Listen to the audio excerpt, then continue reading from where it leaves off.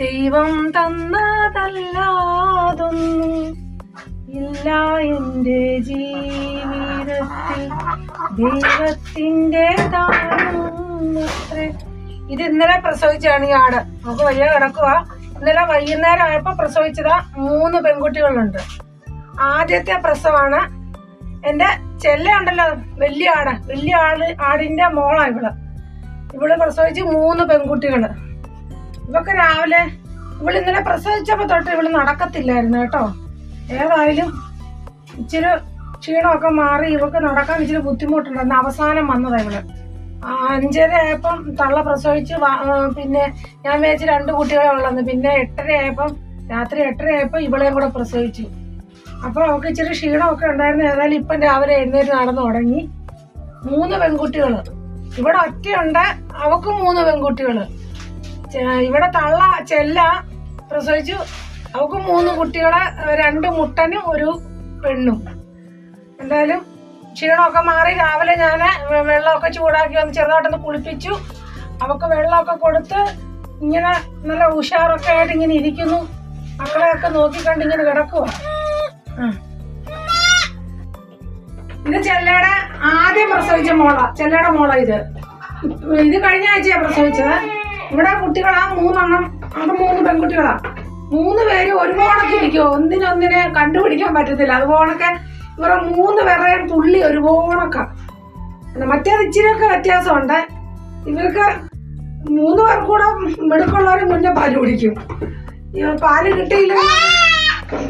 കിട്ടിയില്ലെന്നുണ്ടെങ്കിൽ വിളിച്ചു വെക്കല ഉണ്ടോ.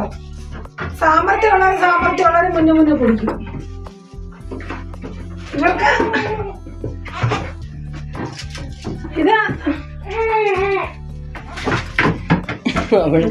ഇവരെ 3 പേരെ നിങ്ങൾക്ക് ഇഷ്ടപ്പെട്ടിട്ടുണ്ടെങ്കിൽ എനിക്കൊരു ലൈക്ക് തരണേ.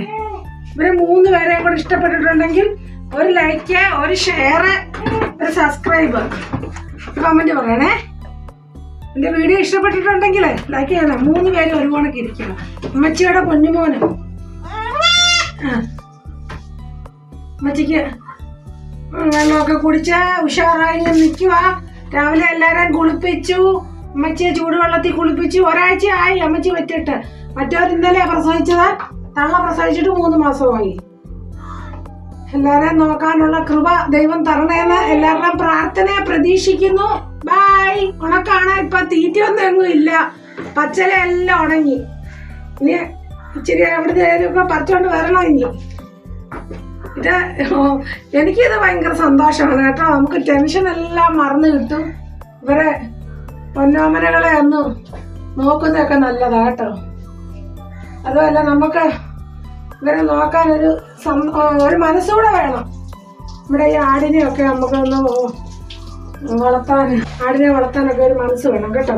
ഇവരെ കുട്ടികളെയൊക്കെ ഒന്ന് കാണുമ്പോൾ നമ്മുടെ എല്ലാ ടെൻഷനുകളും മാറിക്കിട്ടും.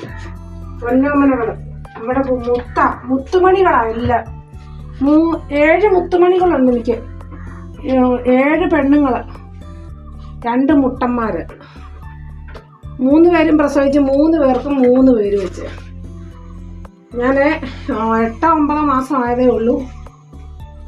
എന്തായാലും ദൈവം വരാൻ കഷ്ടപ്പെടുന്നതിൻ്റെ പ്രതിഫലം ദൈവം തരും. എല്ലാവർക്കും മനസ്സുണ്ടെങ്കിൽ ചെയ്യുമോ. ബൈ.